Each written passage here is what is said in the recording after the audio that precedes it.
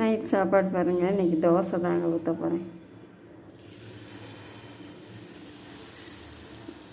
ஊற்றிக்கலாங்க. தோசை திருப்பி போட்டுக்கலாங்க. பாருங்க கலர்ஃபுல்லாக இப்படி வந்துருக்கும் தோசை எடுத்துக்கலாங்க. எடுத்து வச்சுக்கலாம், தட்டில் வச்சுக்கலாம். பாருங்க சட்னி அரைக்கல. 2 தோசைக்கு தானே, கொஞ்சம் சாம்பார் இருக்குன்னு அரைக்கல. சாம்பாரை ஊற்றிக்கலாங்க. நைட் டிஃபன் அவ்வளோதாங்க. தோசையும் மதியம் வச்ச பாசிப்பருப்பு கெட்டி பருப்பு சாம்பார் வச்சது இருக்குது. அதே போதும். ஒரு சட்னி அரைச்சி வேஸ்ட்டாக போயிடும். 2 தோசைக்கு வசரம் சட்னி அரைச்சின்னு காலையில் திருப்பி பழசாயிடும்.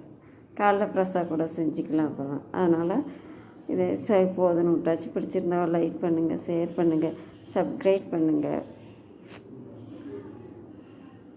யாருக்கெல்லாம் இந்த மாதிரி சாப்பிட பிடிக்கும் சாம்பாரோட தோசை.